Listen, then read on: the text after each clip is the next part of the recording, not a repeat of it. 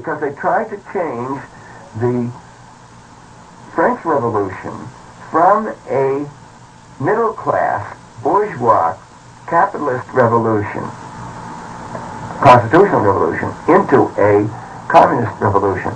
Now, Buonarroti is also the founder of the Carbonari, of which Mazzini was the head in the 1840s, which united Italy in the 1860s. Do you see?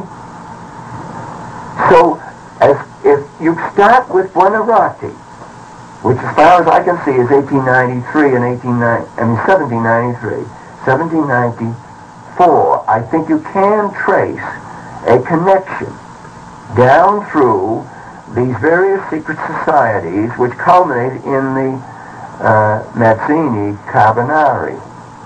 For example, I'll say one thing. Okay. Italy was able to get free from Austria only because France defeated Austria.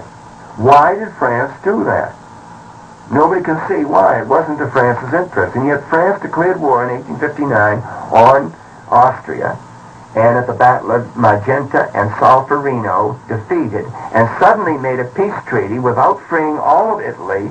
And the reason we're told they suddenly made the peace treaty was because the emperor, this is Napoleon III, was so sickened at the sight of the blood.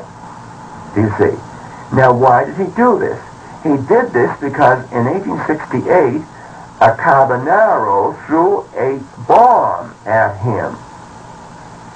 This Carbonaro was arrested, executed, but before he was executed, the emperor went to his cell, as I understand it, and the Carbonaro gave him the secret sign of a fellow Carbonaro because the Emperor of France, was elected President of France in 1848, seized the throne in 51 and proclaimed a new Napoleonic Empire, and was overthrown by the Germans in 71. So he was the emperor for 70 really, for 20 years, you see. But he had been a refugee from France because he tried to make a revolt in France, I think it was 1829. And as a refugee, he joined the Carbonari secret society. Furthermore, he was a private policeman in the Chartist March on Parliament in London in 1848, the year in which he was elected President of France. He's a mysterious figure, do you see? So, what I'm summing up is this. I do think that there is probably a continuous sequence of secret societies from Buonarroti, Babeuf conspiracy, which is 1894-95, through the Carbonari unification of Italy, which would be 1861. I cannot see anything since then. It may exist. I haven't really studied it.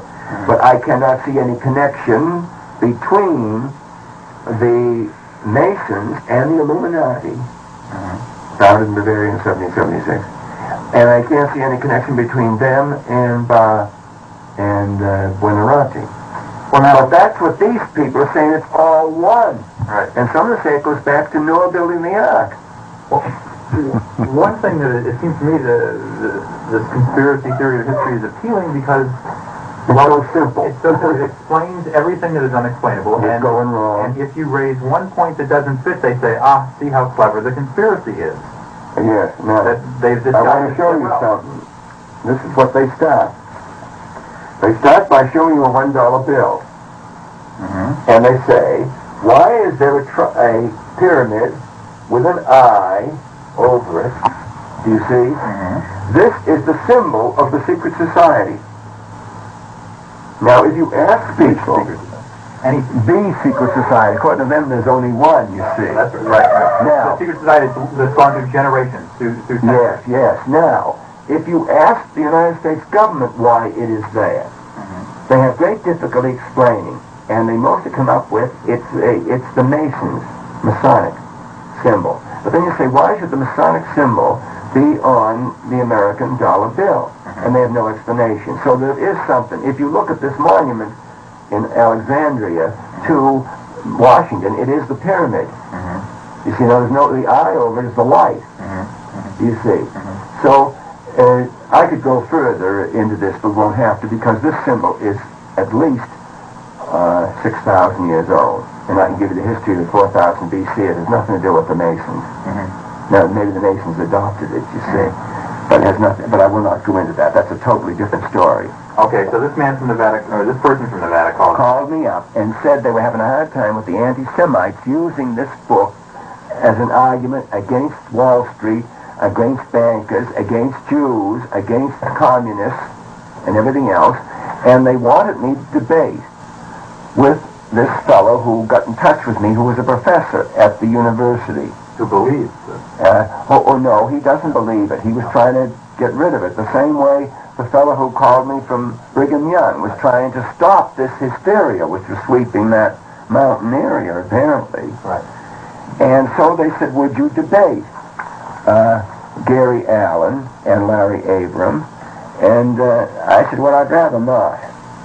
Frankly, he says, well, we need your help. And I says, well, are they both going to be debating me? And he says, no, there's a Dr. So-and-so here who will debate with you. And he is, I think, a medical doctor. I'm not certain of that. But he was Jewish. And what he was interested in was the anti-Semitism part of it. He's going to debate on your team, on your side. On my side. Right. And they said it's going to be absolutely the strictest thing. We'll be on the air for an hour. We'll be hooked up on telephone through the country. I will be the coordinator, said this fellow, of this, and it'll be rigorous. You must stay on the subject or I will stop you. There must be no personality attacks or I will stop you. You can each talk for 10 minutes, I think it is, or 5 minutes it could have been.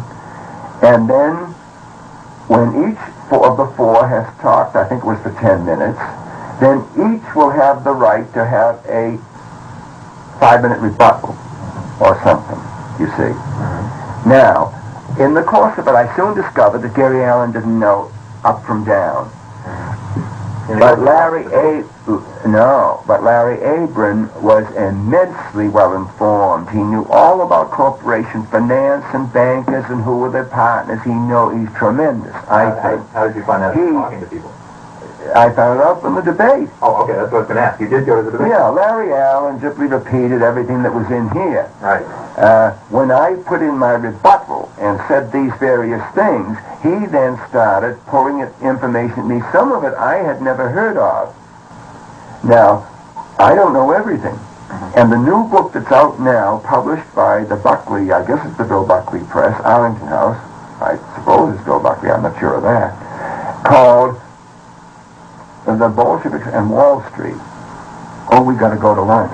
The Bolsheviks and Wall Street has lots of things in there that I didn't know. Now you can stop this. Yeah, well, I told you that. You want to put down there? Yeah.